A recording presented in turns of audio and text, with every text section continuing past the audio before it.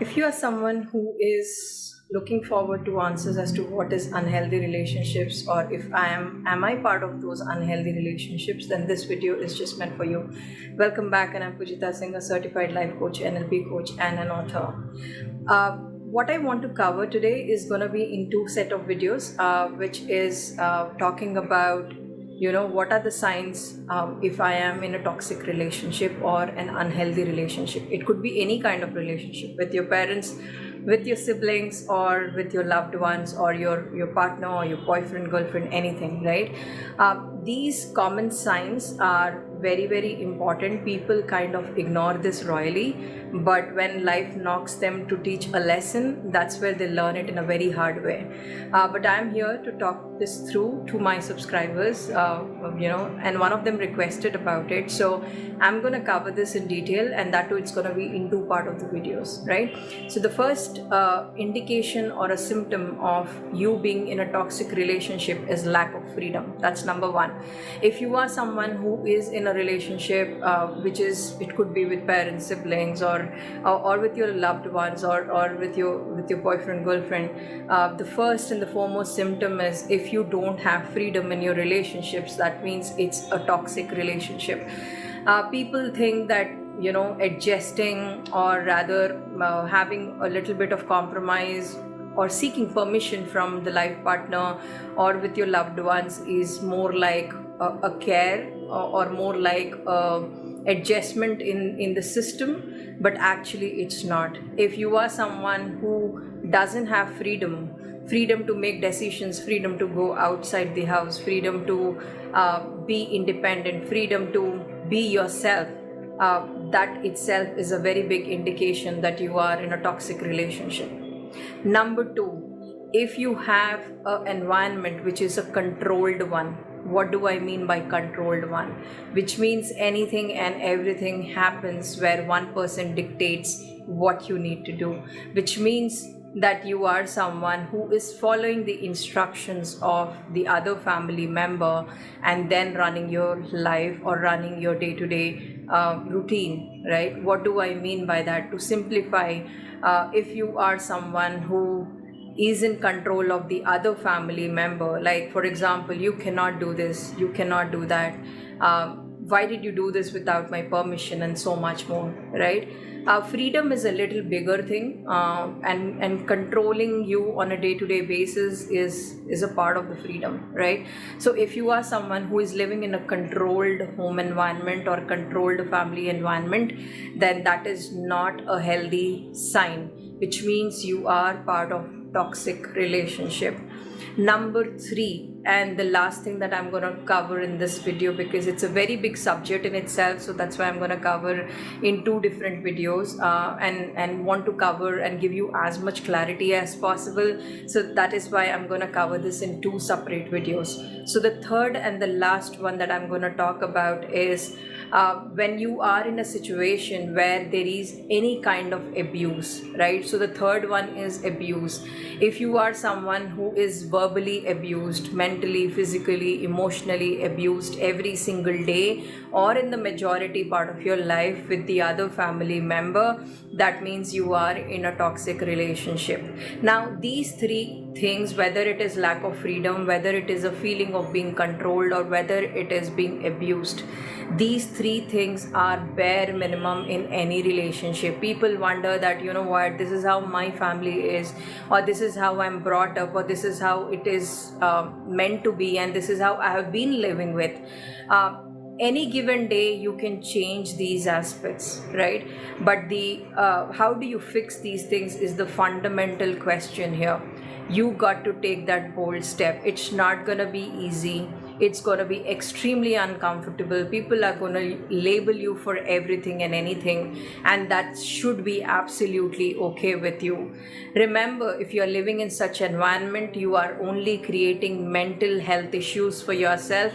You are not going to be surviving in long term. You might run your life for a number of days or months or years together, but you are not going to live your life and ultimately that will create all kind of traumas in your life, and because of which your future is going to be in darkness. So it's very important that people understand these signs. Do not take this as a system acceptance, or do not take this as this is how my life is meant to me, so I'm going to live with it just because I love this person. It's absolutely BS. If you are someone who thinks that if your family is abusing you, controlling you, not giving you that freedom, you have to take that bold step and stand up for yourself. Do whatever it takes. You don't have to literally take fights or go on wrong terms with everybody. You got to live for yourself. If you stand up for yourself, if you raise voice for yourself, that's not absolutely wrong. It's doing the right thing for yourself, because doing the wrong thing and tolerating the wrong thing is equally bad, right? In our society, we are generally taught as a woman or as a girl child that we have to tolerate these things. This is how the society is made up of. But gone are the days. Things are changing, lives are changing, families are changing, thought processes are changing, people are changing in terms of their mindset. So it's all you got to do it. And remember, if someone is behaving this way with you, it's only because you have allowed them to make it happen. You are allowing this to make it possible with you, whether it's at workplace with your bosses, whether it's in your family with your loved ones or your siblings, or with your immediate parents or in-laws, or for that matter if it's your spouse or your life partner. Gone are the days where it used to be very gender centric. Now these days women also abuses men, and so is the vice versa. So there is no such label or a gender centric to this thing, but what is important is you realizing that this is not to be ignored. You might ignore this today, you might be living with it, but when the situation comes up that it crosses the limit of tolerance, that will be too late for you to go back and fix it. So before it's too late, please realize that if you are in an environment where you are getting controlled for anything and everything, you have no freedom to make any decision for yourself or your family members, or for anything for that matter. Or if you are someone who is getting abused, or if you are made fun at home almost every single day and your self-respect is humiliated, I think that itself is also a kind of abuse. So please realize these are the red flags in a toxic relationship. Do not allow this as a part of the system and allow that to happen to yourself, right? Whether it is on any kind of bias for that matter, do not accept this as a reality and keep taking the shit every single day. If that happens to be the case, then you are personally liable and responsible for that. I hope you will be able to at least understand one red flag in your life. If you have any, go back and introspect, self-reflect, and take those important decisions before it's too late. Because once you have these kind of traumas on your mental health, it takes years together to come back to normal, especially coming out of depression and so much more. Right? I've seen this with some of my closest friends. I've seen this with some of my closest well-wishers, and they have learned it in a hard way. They ended up going for therapies. They ended up spending so much with the coaches and so much more. So I hope you realize it before it's too late, and it's never too late. You can always take a first step and keep moving.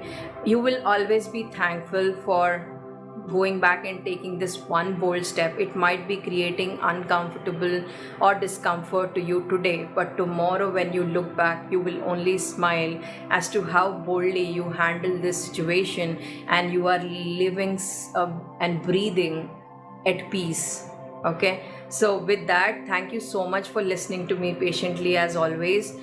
Do mention in comments box as to what are some of the videos that you would like me to work on, and I would look forward to your feedback or comments or anything that you love to pass it on to me. And thank you so much for listening to me patiently. Your time means a lot to me, but only when you let me know how these videos are, I will be able to go back and add much more value.